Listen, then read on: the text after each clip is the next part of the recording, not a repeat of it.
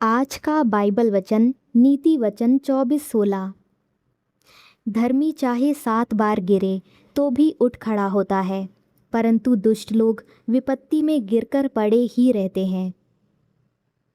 प्रिय भाइयों और बहनों, प्रभु के पवित्र नाम में आप सभी का स्वागत है। यदि आज आपका मन टूटा हुआ है, यदि आपको लगता है कि आप बार बार असफल हो रहे हैं, यदि आपको लगता है कि अब आपके जीवन में कुछ अच्छा नहीं हो सकता, तो आज परमेश्वर का वचन आपके लिए आशा लेकर आया है। बहुत से लोग एक बार गिरने के बाद खुद को समाप्त मान लेते हैं। वे सोचते हैं कि अब परमेश्वर उन्हें स्वीकार नहीं करेगा। लेकिन परमेश्वर का हृदय मनुष्य के विचारों से बहुत अलग है। वो अपने बच्चों को गिरते हुए नहीं देखना चाहता, बल्कि उन्हें फिर से खड़ा करना चाहता है।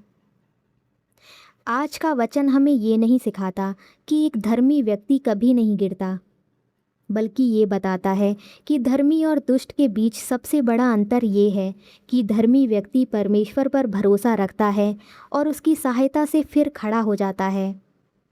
उसके जीवन में कठिनाइयाँ आती हैं, परीक्षाएं आती हैं, कभी कभी वो कमज़ोर भी पड़ जाता है, लेकिन उसका विश्वास समाप्त नहीं होता। वो जानता है कि उसका सहारा उसकी अपनी ताकत नहीं, बल्कि परमेश्वर है। ये वचन नीति वचन की पुस्तक में लिखा गया है। नीति वचन मुख्य रूप से बुद्धि, समझ और परमेश्वर के भय में जीवन जीने की शिक्षा देता है।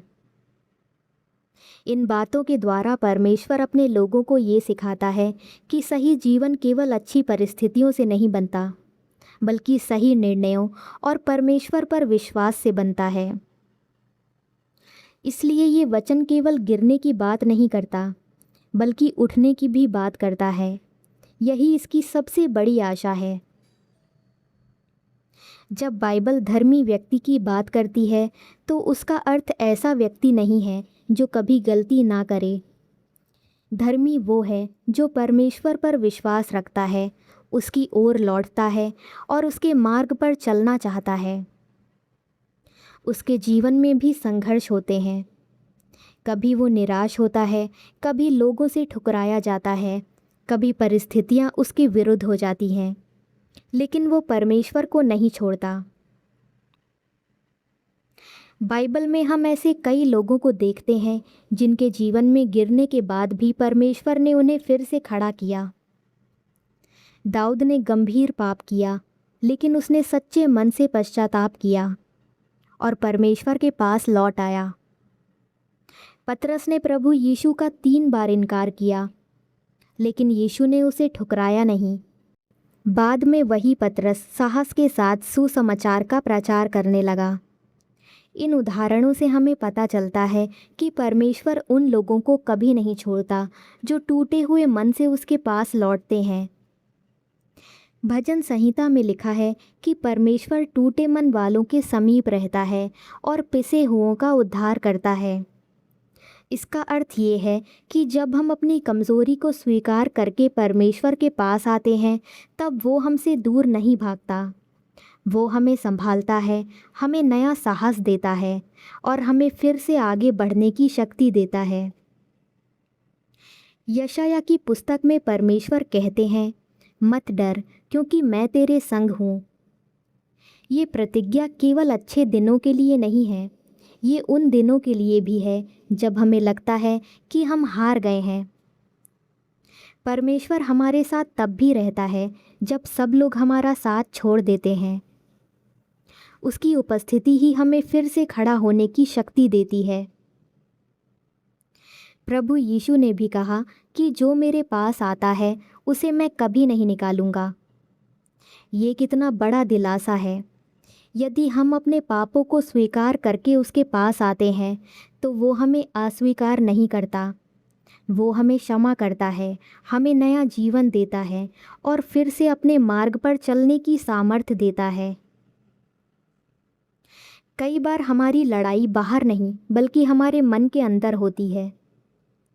हम अपने आप को दोषी ठहराते रहते हैं। हमें लगता है कि अब परमेश्वर हमारा उपयोग नहीं करेगा, लेकिन ये सोच परमेश्वर की ओर से नहीं आती। परमेश्वर हमें पश्चाताप की ओर बुलाता है, निराशा की ओर नहीं। वो चाहता है कि हम उसके अनुग्रह पर भरोसा रखें और फिर से विश्वास के साथ आगे बढ़ें। यदि आज आप किसी पाप, किसी असफलता, किसी बीमारी, किसी टूटे हुए संबंध, आर्थिक परेशानी या किसी गहरे दुख के कारण गिरे हुए महसूस कर रहे हैं, तो याद रखिए कि आपकी कहानी अभी समाप्त नहीं हुई है। जब तक परमेश्वर आपके साथ है, तब तक आशा जीवित है। वो वही परमेश्वर है जो अंधकार में प्रकाश देता है, सूखी भूमि में जीवन उत्पन्न करता है और टूटे हुए मन को फिर से जोड़ देता है। इसलिए आज अपने जीवन को दूसरों से मत नापिए। अपनी पिछली असफलताओं को अपनी पहचान मत बनने दीजिए। परमेश्वर आपको आपके अतीत से नहीं, बल्कि अपने अनुग्रह से देखता है। यदि आपका मन उसकी ओर लगा है, यदि आप सच्चे मन से उसकी इच्छा पूरी करना चाहते हैं, तो वो आपको संभालेगा, आपका मार्गदर्शन करेगा और सही समय पर आपको फिर से खड़ा करेगा। आइए हम ये निश्चय करें कि चाहे परिस्थिति कैसी भी हो, हम परमेश्वर का हाथ नहीं छोड़ेंगे। यदि हम गिर भी जाएं, तो वहीं पड़े नहीं रहेंगे। हम प्रार्थना करेंगे, उसके वचन में बने रहेंगे, पवित्र आत्मा के मार्गदर्शन को मानेंगे और विश्वास के साथ फिर उठ खड़े होंगे।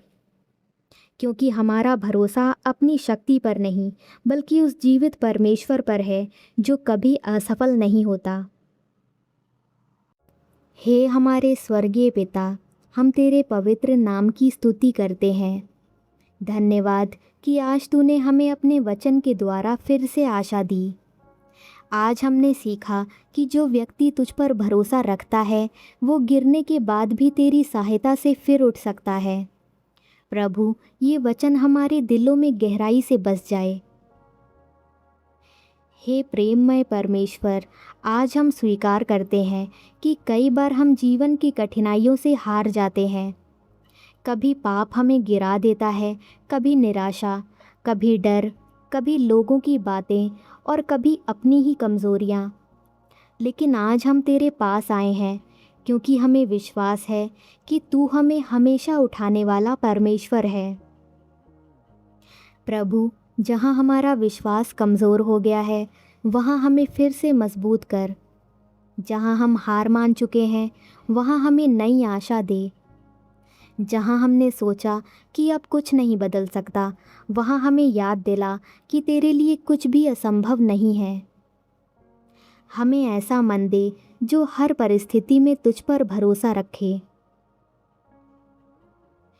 हे दयालु पिता, यदि हमने कोई ऐसा काम किया है जिससे तेरा मन दुखी हुआ है, तो हमें क्षमा कर। हमारे पापों को धो दे, हमें नया और शुद्ध हृदय दे। हमें ऐसा जीवन जीना सिखा जो तुझे अच्छा लगे। जब भी हम गलती करें, तो हमें तुझसे दूर भागने के बजाय तेरे पास लौटना सिखा। प्रभु, जो लोग आज अपने आप को टूटा हुआ महसूस कर रहे हैं, उन्हें अपने प्रेम का अनुभव करा। जो लोग बार बार असफल हुए हैं, उन्हें फिर से खड़ा होने का साहस दे।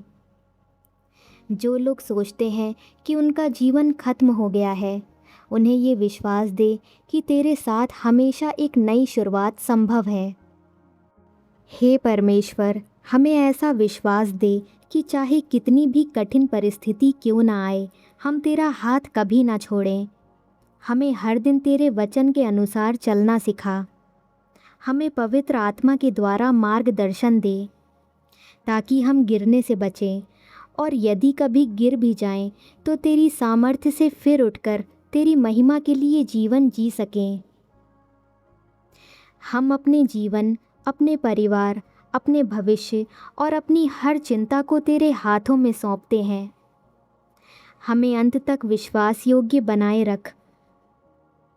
हमारा भरोसा हमेशा तुझ पर बना रहे। प्रभु यीशु मसीह के पवित्र और सामर्थी नाम में हम ये प्रार्थना करते हैं, आमीन। अगर आपको प्रार्थना की ज़रूरत है तो नीचे कमेंट में अपनी प्रार्थना लिख सकते हैं। हम आपके लिए दिल से प्रार्थना करेंगे।